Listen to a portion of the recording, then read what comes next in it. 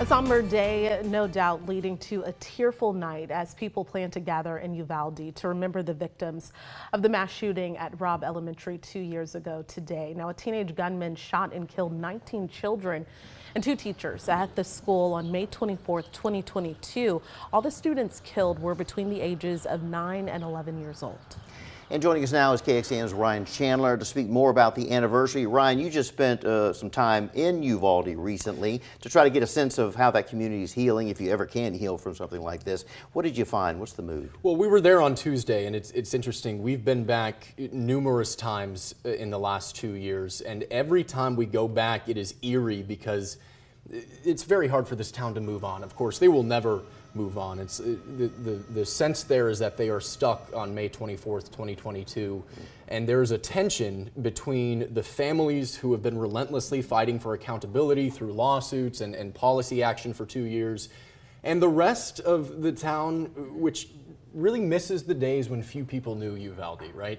That came to a head this Tuesday when they announced their settlement with the city, $2 million going to the family members for the city's response, which of course we know was delayed and considered a failure in terms of the law enforcement response, waiting 77 minutes to confront the gunman and help these kids.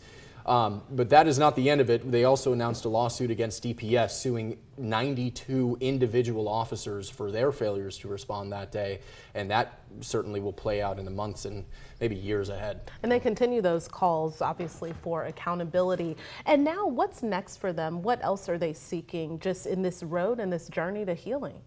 Well, you know, we remember the last legislative session. They were at the Capitol countless times advocating for legislative change. They asked to raise the age to buy an assault rifle to 21 years old and for a complete ban on the kind of gun that killed their kids.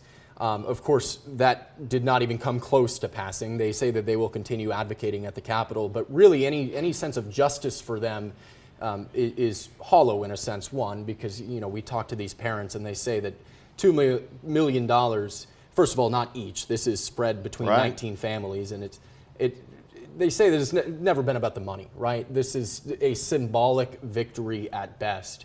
I talked to one parent, Javier Caceres, whose 9-year-old daughter, Jackie, was killed that day.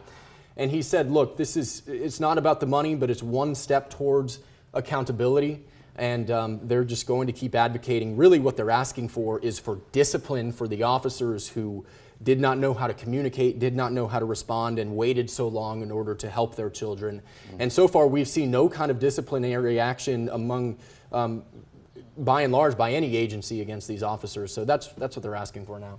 So tonight's candlelight vigil is, of course, in honor of and to remember the victims of this tragedy.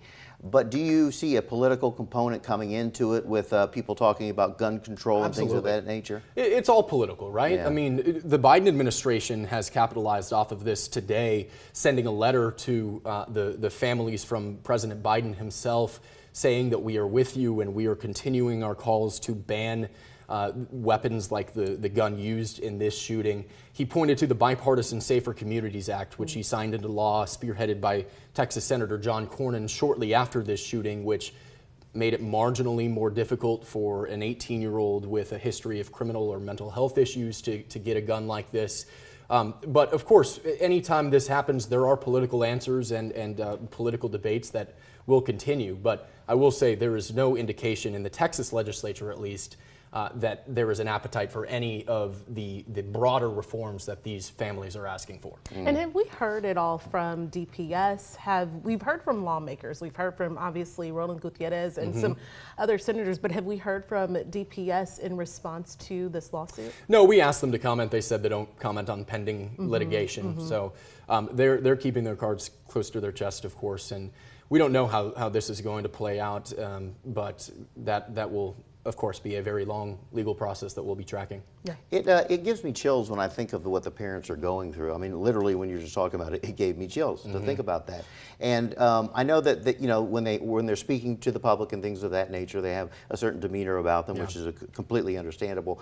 But I guess I want to know, like, when you see them interacting in the community, are they just like ghosts of themselves? Do you think, or do they have moments where they have levity and or have any semblance of normalcy that you've been able to witness? They do. You know, many of these parents have other children that they take to school every day. I'll just give you one example. Last year, when we were reporting on the 1-year anniversary, one of the most powerful moments of my entire reporting career was when we went to the grave of Lexi Rubio, Kim's daughter. She was also 9 years old and died, and we went with her parents to tend to the flowers in the garden, and we left because Kim had to pick her other children up from school. So it's difficult to kind of deal with this grief for them, but also try and stay strong for your other children and live as normal of a life as you can. But you just get this sense as soon as you drive into Uvalde, you see the Uvalde Strong signs over every business still to this day. And it's just a stain on this community that will take generations to heal from.